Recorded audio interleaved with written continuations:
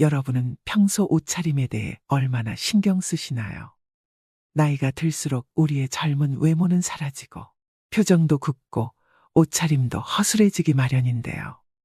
55세인 김명욱 씨는 평소 편한 게 최고라며 등산복 차림이 일상이 되었고 취향 따윈 상관없이 가격이 바로 취향이지라고 외치며 세일과 1+1 행사를 적극 활용하는데요. 이런 명욱 씨도 한때는 둘째가라면 서러워할 멋쟁이였습니다. 결혼하고 아이들을 키우며 치열하게 삶을 꾸려나가다 보니 자신을 가꾸는 일은 점점 뒤로 밀려났고 50이 넘은 지금에 와서는 멋은 사치스럽고 귀찮은 일이 되어버렸죠. 그러던 어느 날 명욱 씨는 우연히 마주친 고등학교 친구를 보고 깜짝 놀랐습니다. 자연스럽고 과하지 않은 친구의 옷차림은 우아한 멋이 있었고 말과 생각에는 젊음이 있었습니다. 명욱 씨가 포기한 멋은 단순히 외모나 옷차림이 아니었습니다. 어느새 마음마저도 나이 들어가고 있었죠. 우리가 누군가를 처음 만났을 때 그 사람에 대한 평가는 단 0.1초 만에 이루어진다고 합니다. 이처럼 빠른 시간 안에 형성되는 첫인상은 우리가 의식하지 못하는 사이에도 큰 영향력을 발휘합니다. 옷부터 똑바로 입어라는 조언은 바로 이러한 첫인상의 중요성을 강조하는 말인데요. 실제로 사람들은 겉모습을 통해 그 사람의 개성, 신뢰성, 심지어 능력까지도 판단하게 됩니다. 삶이 길어지는 이 시대에 우리는 부지런히 외모를 가꾸어야 할 필요가 있습니다. 그래야 노년의 품격이 더욱 드러나는 것이죠. 여자가 예뻐 보이려고 화장하듯이 노년은 옷으로 화장해야 된다는 말이 있습니다. 물론 화려하고 값비싼 옷을 입으란 뜻은 아니고 아무렇게나 옷을 입지 말라는 얘기입니다. 더구나 옷차림이 여러분의 운을 가로막거나 반대로 재물운을 불러올 수 있다는 사실을 알고 계신가요? 워싱턴 대학교 심리연구팀의 논문에 따르면 평소 입는 옷차림에 따라 자산이 10배에서 최대 100배 이상 벌어진다고 합니다. 그래서 오늘은 운과 재물복을 불러오기 위해서 반드시 피해야 하는 옷차림과 나이 들수록 외모에 신경 써야 하는 진짜 이유에 대해 살펴보겠습니다. 영상 마지막에서는 중노년의 멋을 꽉 붙잡는 3가지 방법도 함께 말씀드리니 영상 끝까지 시청하셔서 품격 있는 노후를 만들어 가시길 바랍니다. 반드시 피해야 하는 옷차림 첫 번째는 낡은 운동화나 구두는 절대 신으시면 안 됩니다. 여러분, 운을 막는 최고의 요소는 바로 신발이라고 합니다. 신발은 매일 다양한 장소를 다니기 때문에 여러 가지 운을 흡수하는데 운이 좋은 장소에 데려다주는 신발이 깨끗하면 운도 저절로 따라 들어온다고 하는데요. 반면 오래된 낡은 신발에는 음의 기운으로 가득 차 있기 때문에 꼭 버려주셔야 됩니다. 또 낡고 더러운 운동화나 구두를 신고 다니는 사람은 행동과 생각에 조심성이 없다는 반증이기도 합니다. 한마디로 편한 대로 또 하고 싶은 대로 하고 살아가는 사람이라는 이야기입니다. 사람은 한 걸음을 걸어도 디뎌야 할 곳과 디디지 말아야 할 곳을 구분하지 못할 것이며 그 사람의 무의식 속에 새겨져 그 사람의 생각과 말, 행동에도 영향을 줄 것입니다. 즉 때와 장소를 가리지 않고 하고 싶은 대로 하는 사람이 될 것입니다. 낡은 신발을 신는 사람을 좋아하는 사람은 없겠죠. 절대 좋은 기회가 주어지지 않기 때문에 인생의 운과 재물 역시 가로막히게 될 것입니다. 신발은 늘 깨끗하게 유지하고 낡은 것은 새 것으로 바꿔주셔야 됩니다. 또한 운동화의 밑창이 다르면 뛰고 걸을 때마다 완충되는 곳이 없어 발바닥과 무릎, 허리가 그 충격을 그대로 흡수하게 됩니다. 그렇게 되면 관절과 척추의 염증을 쉽게 유발할 수 있는데요. 아무리 마음에 드는 운동화라도 밑창에 마모된 곳이 있으면 반드시 갈아주어야 나이가 들수록 허리가 아프지 않습니다. 반드시 피해야 하는 옷차림 두 번째는 색이 바랜 옷이나 늘어진 옷은 절대 입지 마세요. 옷이 늘어나고 색이 바랬다는 것은 이미 그 옷의 수명을 다했다는 이야기입니다. 이는 버려야 할 옷을 입고 다닌다고도 볼 수 있는데요. 이는 나에게 생기가 넘쳐나고 있느냐, 사기가 넘쳐나고 있느냐 하는 문제입니다. 내가 번영해 갈 사람인지 몰락해 갈 사람인지를 암시하는 중요한 문제라는 것이죠. 또한 세탁소에서 주는 찰제 옷걸이도 사용하시면 안 됩니다. 녹이 슬거나 곰팡이, 먼지가 있는 곳은 풍수학에서는 가장 나쁜 것이라고 말합니다. 옷장은 습기가 많은 곳이고 철로 만들어진 세탁소 옷걸이는 시간이 지나면서 녹이 슬기 마련인데요.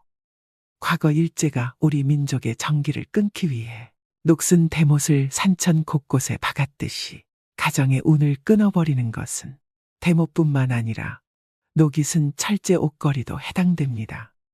더구나 철제 옷걸이는 옷의 형태를 잘 잡아주지 못하기 때문에 빨리 늘어나게 되는데, 이런 옷을 입은 사람에게는 어느 누구라도 호의를 가지기가 어렵고 그 사람의 이미지에 악영향을 줍니다. 녹이 슬지 않고 옷 모양을 잘 잡아줄 수 있는 플라스틱 옷걸이나 나무 옷걸이를 사용하셔야 됩니다. 또 한 가지는 옷이나 옷장에서 좋지 않은 쾌쾌한 냄새가 난다면 힘든 삶을 살아가게 됩니다. 옷장과 옷방 환기를 자주 시키고 습기제와 방향제를 넣어두는 것도 잊지 마셔야 됩니다. 반드시 피해야 하는 옷차림 세 번째는 허전한 손목이나 목은 불운을 불러옵니다. 목걸이나 반지에는 펜던트나 보석 같은 구심점이 있는 것처럼 옷에도 포인트가 있어야 하며, 사람의 말과 행동 등 우리 인간이 살아가는 모든 곳에는 이러한 포인트가 있어야 합니다. 똑같은 넥타이를 하더라도 핀의 유무에 따라 그 정갈함이 완전히 달라져 보이게 됩니다. 또 똑같은 옷을 입더라도 눈길을 끄는 액세서리 포인트가 있는지 없는지에 따라 완전히 다른 고급스러움을 만듭니다. 손에는 손목시계나 반지 둘 중 착용하면 좋고, 여성분들의 경우에는 목걸이를 착용하는 것이 좋은데요. 과도한 치장은 상대가 보기에 불편하게 하고 스스로의 운도 막아버리게 되지만, 최소한의 포인트는 센스 있는 사람으로 보여집니다. 다만 검은색 줄이나 쇠 목걸이를 하고 다니시는 분들이 있는데 이것은 피해 주셔야 됩니다. 금, 은을 제외한 다른 물질로 만들어진 목걸이는 기운을 막아버리기 때문입니다. 센스 있는 액세서리 사용은 여러분을 귀티나게 보이도록 할 것이며, 이것이 여러분의 운을 살아나게 하고 재물을 부를 것입니다. 반드시 피해야 하는 옷차림 네 번째는 검은색 옷에는 꼭 이것을 함께 갖추어야 합니다. 검은색 옷 좋아하시는 분들 정말 많으시죠? 깔끔하기도 하면서 편하고 때탈 걱정도 없고 부담 없는 색상입니다. 다만 검은색 옷을 입으실 때는 안에 입는 옷의 색깔은 완전히 달라야 하는데요. 오행학적으로 검은색은 휴식과 마침을 의미하는 것이며 죽음과 멈춤을 의미하는 것이기 때문입니다. 과학적으로도 검은색 옷을 매일 입으면 건강이나 기분에도 영향을 미친다고 합니다. 이는 검은색이 주는 파장 효과 때문입니다. 색에는 심리를 좌우하는 생체적인 파장이 있습니다. 흐린 날에 밝은 색 옷을 입으면 기분이 밝아지는 것처럼, 상대적으로 이 검은색 옷은 기분이 가라앉고 또 소심해지기 때문에 좋지 않은 운기를 겪는 경우가 많다고 합니다. 되도록 밝은 색의 옷을 자주 입는 것이 좋겠지만, 검은색 옷을 입으실 경우에는 꼭 밝은 색의 옷과 같이 입어서 색의 중화를 만들어줘야 함을 명심하셔야 됩니다. 반드시 피해야 하는 옷차림 다섯 번째는 구겨진 정장이나 외투는 꼭 다려서 입으셔야 합니다. 여러분 외투나 정장이 구겨졌다는 것은 이 사람이 아주 게으른 사람이다 라는 것을 반증하는 모습입니다. 옷을 걸어두지 않고 어디든 함부로 던져 보관하는 사람이라는 이야기이죠.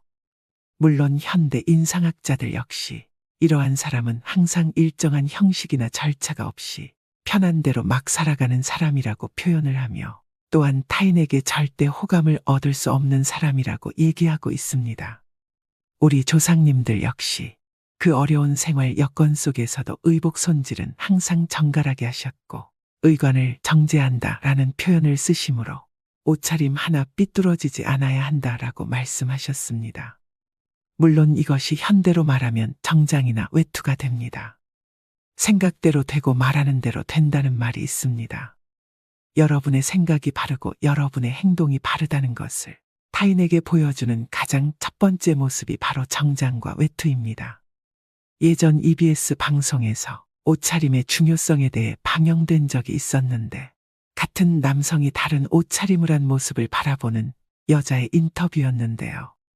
남성이 정장을 입으니 연봉이 꽤 높아 보이고 호감 있어 보인다고 답했고, 일상복과 청바지의 옷차림을 보곤 백수일 것 같다, 연봉이 굉장히 낮을 것 같다고 이야기했습니다. 단정한 정장이나 외투의 옷차림은 우리의 외모뿐만 아니라 자아를 표현하고 자신감을 높여주는 중요한 요소입니다. 올바른 스타일의 옷을 선택하고 입는 것은 우리의 자아를 발전시키고 다른 사람들과의 소통을 원활하게 만들어줍니다. 우리의 삶에 긍정적인 변화를 가져다 줄 수 있는 중요한 부분이라고 할 수 있습니다. 말년운을 위해 반드시 피해야 되는 옷차림 4가지에 대해 알려드렸습니다. 얼마 전 해인사 구경을 갔는데 단정하게 옷을 입은 노부부의 모습이 지금도 잊히지 않습니다. 옷은 자신을 화장하는 수단이며 자기의 품격을 나타내는 방법이므로 나이를 먹을수록 옷차림에 신경을 써서 남 보기에 좋은 인상을 주어야 합니다. 지하철을 타거나 식당에서 다른 노년들의 옷차림을 유심히 관찰하는 것도 도움이 됩니다. 직장에 다닐 때는 항상 정장이나 유니폼을 입으니까 옷차림에 신경 쓸 필요가 없었지만, 노년이 되면 외출 시 무슨 옷을 입고 나갈까 한번 생각해 보는 것이 스스로 품위 있는 노년 대접을 받는 길일 것입니다. 그렇다면 나이 들수록 외모 관리에 신경 써야 되는 진짜 이유는 무엇일까요? 첫 번째는 감정 노화를 막습니다. 여러분은 미용실을 다녀오면 어떤 기분이 드시나요? 여성분들이 헤어스타일을 바꾸면서 종종 하는 말이 있습니다. 바로 기분 전환인데요. 나빴던 일을 털어버리고 뭔가 변화를 주고 싶을 때 참 효과 있는 방법 중 하나입니다. 이것은 심리치료법 중 행동을 변화시켜 감정을 조절하는 행동치료의 효과와 같다고 합니다. 이전과는 색다른 경험을 하거나 60, 70대 노인이 젊어지는 방법이기도 한데요. 젊은 사람들도 마찬가지겠지만 나이 들수록 외모 관리는 더 활력 있게 보이고 같은 나이대보다 더 젊어지는 효과가 있습니다. 한 연구에 따르면 겉모습이 노인에 가까울수록 감정의 노화가 더욱 빠르게 진행되어 결국에는 전신 기능이 쇠약해지는 경우가 많았다고 지적합니다. 예쁜 옷을 입거나 피부 관리를 하는 등 외모에 신경을 씀으로써 감정까지도 조절할 수 있다고 하는데요. 노인들은 나이 들수록 나태해지기 쉽습니다. 될수록 많이 걷고 움직이면서 언행을 무겁게 하고 자기 관리에 힘써야 노공이나 노출을 면할 수 있습니다. 일상에서 흐트러짐 없는 마음 자세를 가져야 용모며 의상도 단정할 수 있습니다. 노인이 되어서 좋은 옷을 입고 유행을 염두에 둘 필요야 없지만 아무렇게나라는 생각은 버려야 합니다. 두 번째는 건강에 도움이 됩니다. 젊을 때는 느끼지 못했지만 나이 들수록 특히 노인의 외모 관리는 건강에 많은 영향을 줍니다. 여러 연구와 논문에 따르면 외모에 신경 쓰는 사람은 대체로 건강하다고 합니다. 화장이나 외모 관리 행동이 여성 노인들의 우울증을 예방하는 효과도 있는데요. 실제로 60세 이상 분들 중 많은 분이 외모 관리는 죽을 때까지 하는 거라고 생각하고 있으며, 외모 관리를 하는 이유는 더 나은 삶의 질, 자기만족 등을 꼽았다고 합니다. 노화는 자연의 섭리인 만큼 누구나 나이 들어가며 세월의 흔적이 외부로 드러나는 노화 현상은 어쩔 수가 없습니다.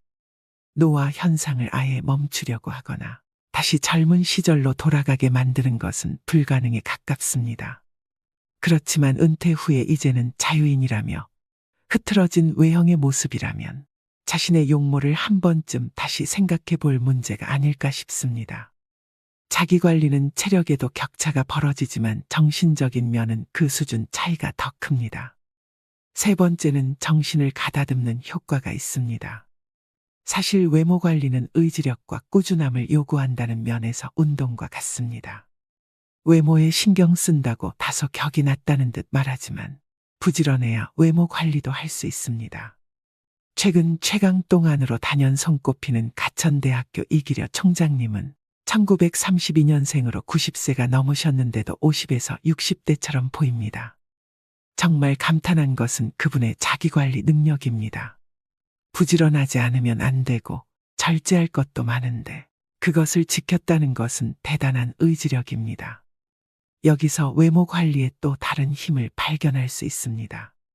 바로 나태해지는 자신을 돌려세우고 정신을 가다듬게 도와준다는 것입니다. 어떤 분들은 살아가는데 외모가 중요하지 않다고 말합니다. 외모보다 성격이고 나이 들면 외모는 다 거기서 거기라고 말합니다. 그러나 이것은 잘생기고 예쁘다는 측면에 많이 기울어진 의견이 아닌가 싶습니다. 그러나 제가 말씀드리는 외모 관리는 더 넓은 범위입니다. 청결, 체형, 화장 등을 포함한 우리의 겉모습, 몸의 관리입니다.